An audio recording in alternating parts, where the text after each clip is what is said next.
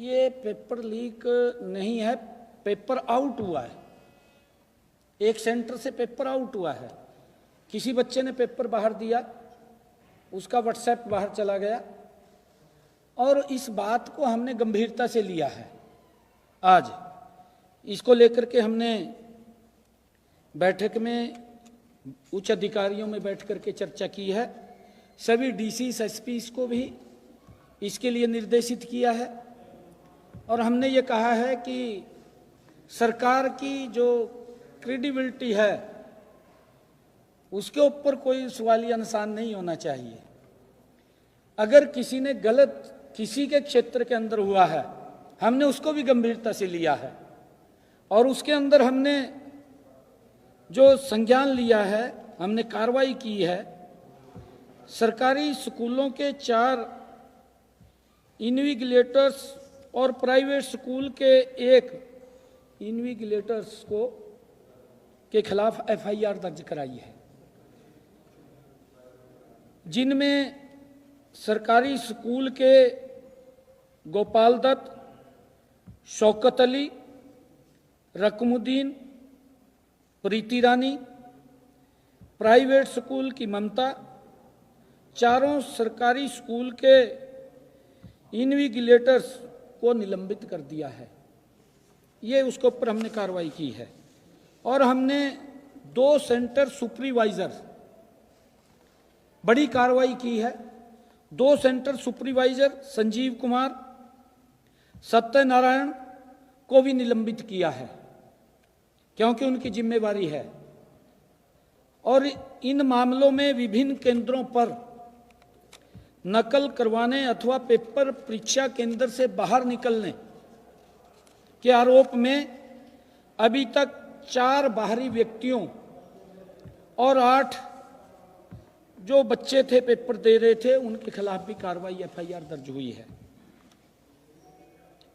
इस मामले की जांच जारी है। हमने कहा है कि इसकी और डीपली जांच करें। आगे हमने सभी एसपीस और डीसीस को इसके लिए सुनिश्चित किया है कि अपने अपने जिला के अंदर वो इस बात को सुनिश्चित करेंगे कि कहीं पर भी परीक्षा केंद्र के समीप कोई व्यक्ति न जाए, 500 मीटर की दूरी से बाहर व्यक्ति रहे। अगर कहीं पर भी इस प्रकार की शिकायत मिलती है तो उसका जिम्मेवार वहां का प्रशासन होगा। और उस बात को ध्यान में रखते हुए हमने जहां पर ये काम हुआ है उसमें हमने अभी तक 25 पुलिस अधिकारियों व कर्मचारी उसमें दोषी हमें मिले हैं, जो हमारी प्राथमिक जांच थी। सभी 25 पुलिस अधिकारियों व कर्मचारियों को सस्पेंड करने के आदेश दिए गए हैं कि उनको तुरंत प्रभाव से सस्पेंड किया जाए, जिसमें 4 डीएसपी हैं और 3 एसएचओ शामिल हैं। उनके टेरिटरी के अंदर इस प्रकार का घटनाक्रम हुआ है। सरकार ने इसको सख्ताई से लिया है क्योंकि इसके ऊपर हमारी सरकार 0 टॉलरेंस के ऊपर काम कर रही है और हम इस प्रकार की कोई भी बात को बर्दाश्त नहीं करेंगे।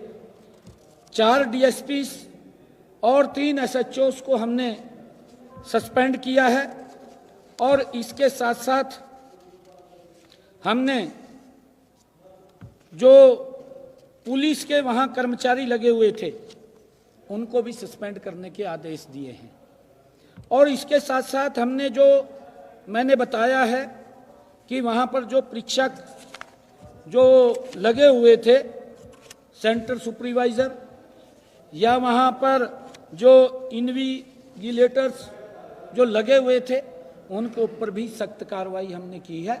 और हमने ये भी आदेश दिए हैं कि कहीं पर भी पूरे प्रदेश के अंदर अगर कोई इस प्रकार का घटनाक्रम वो हमारे ध्यान में आएगा तो उससे संबंधित जो भी अधिकारी होंगे वो उसके जिम्मेवार होंगे। हमने सख्ताई से इसको लिया है।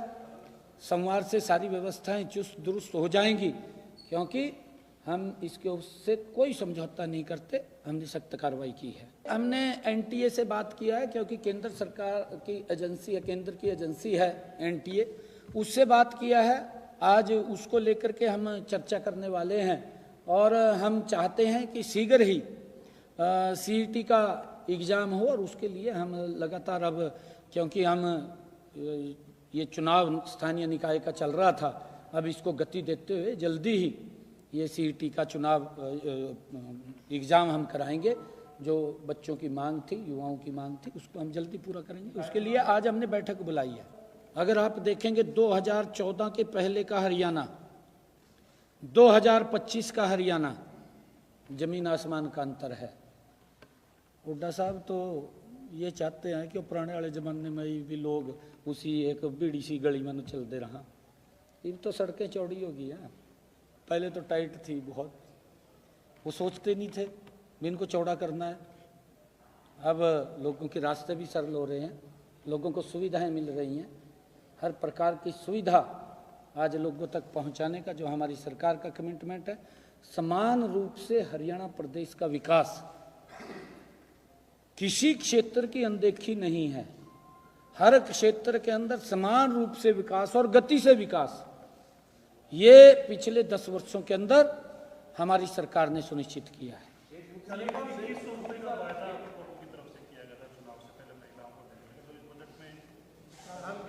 हाँ, देखिए, इसकी हमने पूरी तैयारी कर ली है। अपने अधिकारियों को हमने कहा है, क्योंकि हमारा ये बजट का पहला सत्र आ रहा है, इस बजट के अंदर हम उसका प्रावधान करेंगे और प्रावधान के बाद हम इसकी पूरी रचना योजना बना करके बहनों को 2100 रुपये देने का हमारी सरकार का कमिटमेंट है। क्योंकि हमारे जो वायदे हैं वो हमने 5 साल के लिए वायदे किए थे। क्योंकि विपक्ष तो ये बात बोलता है कि भाई इन्होंने तो वायदे किए थे, आज जो पूरे कर दें। उन्होंने तो अपने वायदे 10 साल में भी पूरे नहीं किए थे, वो खाली घोषणा पत्र बन करके रह गया था, और तो था नहीं कुछ भी। उसके अंदर कोई ज़्यादा उन्होंने अपने कोई वायदा पूरा नहीं किया था। परंतु हमने जो पिछला हमारा 2014 का संकल्प पत्र था वो भी पूरा किया है, 2019 का संकल्प पत्र पूरा किया है, और हमने अब ये 2024 का संकल्प पत्र के बारे में कहा है, इसको भी हम हूबहू 5 साल के अंदर लागू करेंगे।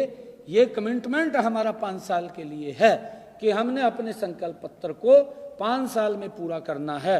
हमारी सरकार ने 100 दिन गौरवशाली पूरे किए हैं, और 100 दिनों के अंदर बहुत महत्वपूर्ण संकल्प, 18 ऐसे संकल्प हमने पूरे किए हैं। 10 संकल्पों की वो भी इसके अंदर जुड़ जाएंगे अभी जल्दी ही, उनकी आर्थिक और प्रशासनिक अनुमति आनी बाकी है, जल्दी ही वो आ जाएंगे। ये 28 वायदे हमने गति से पूरे किए हैं।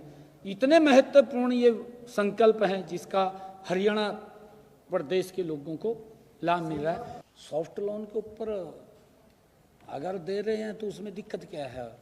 कांग्रेस को तो कोई दिक्कत नहीं होनी चाहिए, काम चला रहे हैं उनका। अब ये सारी व्यवस्थाएं सरकार की होती हैं, वो उनको भी मालूम है क्या क्या व्यवस्थाएं होती हैं, परंतु वो बाहर हैं, बाहर करके वो आरोप लगाते हैं।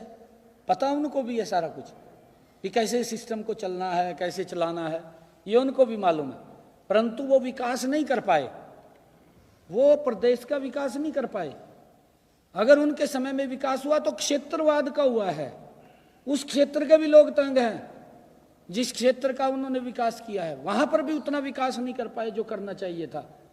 आज अगर आप लोग देखेंगे कि बारीक से बारीक जगह पर भी गति से वो एरिया बदलता हुआ दिखाई दे रहा है, इतनी गति से काम हो रहा है। आम आदमी पार्टी का जो ईमानदारी का नकाब था वो पूरे देश के सामने भी उतर गया है, और दिल्ली के लोगों ने खींच के उतार दिया।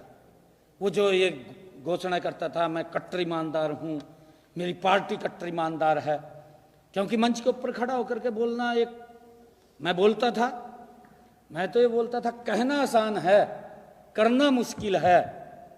अब केजरीवाल को तो ये था अभी मेरा तो राजी हूँ, मैं तो जाता नहीं हूँ, परंतु जिस प्रकार से ईमानदारी की आड़ में कुछ और चेहरा था, और किस प्रकार से वहां की दिल्ली के लोगों को प्रताड़ित किया, किस प्रकार से वहां सुविधाओं से वंचित किया, यही स्थिति पंजाब में है। आज मैं आपके बीच में कह रहा हूं 2027 का पंजाब का चुनाव वहाँ पर आम आदमी पार्टी साफ हो जाएगी, क्योंकि सेम पोजीशन वहाँ की, जो लोगों को आयुष्मान का लाभ दिल्ली में नहीं मिल रहा था वही पंजाब में नहीं मिल रहा, उनको भी उसी के अंदर अड़जा रखा, सुविधा तो दे नहीं रहे, इधर उधर अड़जा रखा।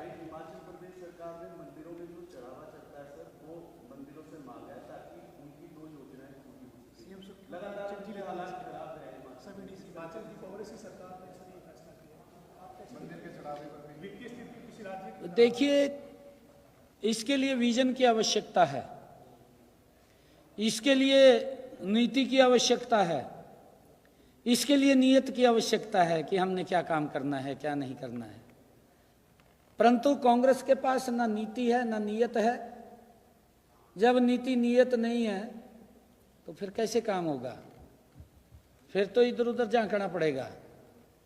और दुर्भाग्यपूर्ण है, लोगों से प्रलोभन देकर के वोट ले लिया, उस बात को पूरा नहीं कर पाए।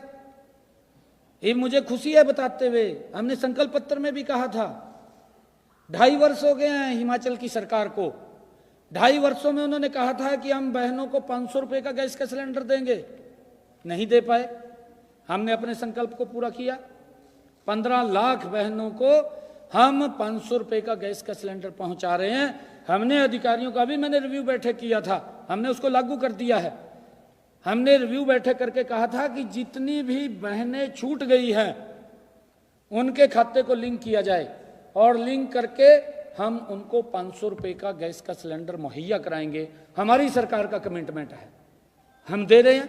परंतु कांग्रेस ने तो वोट ले लिया, वोट लेकर के झूठ बोल करके अब कभी बोलते हैं हमारे पास विकास के लिए पैसा नहीं है, कभी कुछ बोलते हैं, कभी कुछ बोलते हैं। भाई, भ्रष्टाचार के लिए पैसा कहाँ से आता है? भ्रष्टाचार इतना हो जाता है कि उसके लिए भी पैसा आता है। परंतु इस बात को झूठ नहीं बोलना चाहिए, रेवड़ियां नहीं बांटनी चाहिए। जितनी चादर है उतने पैर पसारने चाहिए, तो चादर से ज्यादा पैर पसार ले। केजरीवाल ने पसारे थे, फट गई चादर फट गई ना, ये कांग्रेस वाला की पटने वाली है। हिमाचल में जो 2-3 स्टेट रह गया उसकी पटने वाली, तेलंगाना में भी पट जाएगी, कर्नाटक में भी फट जाएगी, जिधर इलेक्शन हो आगे, हिमाचल में भी साफ हो जाएगी। आदरणीय प्रधानमंत्री जी ने काफ़ी, मेरे ख्याल से 40 मिनट तक बातचीत करते रहे। हरियाणा के हर मुद्दे के ऊपर उन्होंने चर्चा की है। डेवलपमेंट के कामों पे भी चर्चा की है, कितने काम चल रहे हैं, किस गति से चल रहे हैं, हर विषय के ऊपर डीपली जानकारी आदरणीय प्रधानमंत्री जी ने ली है। और हमने बताया है, मैंने हरियाणा के अंदर हमारे स्थानीय निकाय के चुनाव 2 मार्च को हैं, उसके बारे में भी बताया है। प्रधानमंत्री जी ने कहा है, उनसे आशीर्वाद हमने लिया है कि हम यहां से सभी सीटें 12 मार्च को कमल के फूल के ऊपर खिलाएंगे, क्योंकि ट्रिपल इंजन की सरकार बनेगी। आज हरियाणा प्रदेश के लोगों ने भी मन बना लिया है, आज वो ट्रिपल इंजन की सरकार के साथ गति से विकास चाहते हैं। आदरणीय मोदी जी ने यह आशीर्वाद दिया है, और उनका आशीर्वाद लेकर के हम ये ट्रिपल इंजन की सरकार बना रहे हैं, और हरियाणा को एक विकास की तेज गति के ऊपर आगे ले जाने का काम हम ट्रिपल इंजन के साथ करेंगे।